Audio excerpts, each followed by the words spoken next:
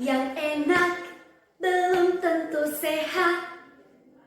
Yang sehat mungkin kurang lezat. Tubuh kita perlu makanan sehat agar kita bertumbuh jadi kuat. Hai teman-teman, perkenalkan, nama aku Valentina Sitinjak. Aku berasal dari sekolah SMP Negeri 2 Habinsaran. Nah, sesuai lagu tadi, aku mau bercerita mengenai petualangan koki kecil Bima. Di sebuah desa bernama Tunaseha, hiduplah seorang anak laki-laki bernama Bima. Bima bercita-cita menjadi koki hebat. Setiap hari ia mencoba memasak makanannya sendiri. Tapi ada satu kebiasaan buruk.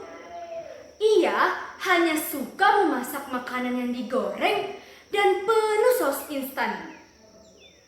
Yang penting enak dan cepat, katanya bangga. Suatu malam, Bima sedang mencoba resep ayam goreng saus keju. Ketika tiba-tiba ia mendengar suara, "Bima, tolong kami!" Bima terkejut. Suara itu berasal dari dalam lemari es. Ia membuka pintunya dan ia tersedot ke dalam dunia ajaib yang bernama dapur kehidupan. Di sana, ia bertemu dengan penyihir gizi yang membawa tongkat wortel dan menggunakan topi dari daun selada.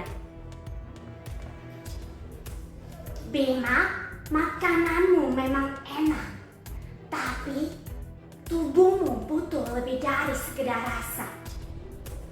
Kamu harus belajar tentang pola makan sehat. Penyihir gizi pun memperlihatkan 3 pintu. Nah, Bima, di sini ada 3 pintu. Yang pertama ada pintu beragam, dan yang kedua ada pintu seimbang, dan yang ketiga ada pintu aman. Wah, apa tuh? Nah, di pintu beragam berisi makanan yang berwarna-warni seperti nasi merah, tomat, brokoli, ikan, dan buah-buahan segar. Dan yang kedua ada pintu seimbang yang berisi makanan yang kaya akan karbohidrat, protein, vitamin, dan lemak sehat. Dan yang ketiga ada pintu aman yang berisi makanan yang bersih dan makanan yang disimpan dengan aman dan tidak ada jajanan sembarangan. Kalau kamu hanya makan satu jenis makanan saja, tubuhmu akan lemah.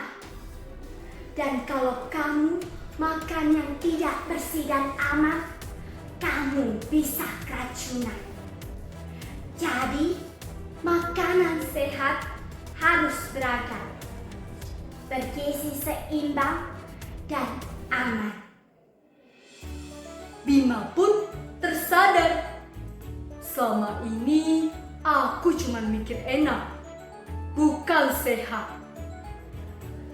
Penyihir gizi pun tersenyum. Mulai besok, jadilah koki sehat. Masaklah makanan yang bisa membuat tubuhmu menjadi sehat. Dan Bima pun kembali ke dapurnya. Ia menatap ayam gorengnya. Lalu ia memutuskan untuk menambahkannya dengan nasi, tumis sayur, dan segelas air putih. Bahkan ia menyimpan sausnya kembali ke dalam lemari. Bima pun membagikan resepnya yang baru kepada teman-temannya di sekolah. Hari ini menu kita nasi jagung, ayam kukus, sayur bayam, dan buah pepaya. Sejak saat itu, Bima pun dijuluki menjadi koki kecil sehat oleh semua orang. Nah, teman-teman, pesan moral yang kita dapat dari cerita petualangan koki kecil Bima tadi, makanan yang lezat belum tentu sehat. Jadi, kita harus memilih makanan yang beragam, bergizi seimbang, dan aman agar tubuh kita memiliki tenaga dan selalu sehat. Nah, sekian cerita dari aku. Terima kasih.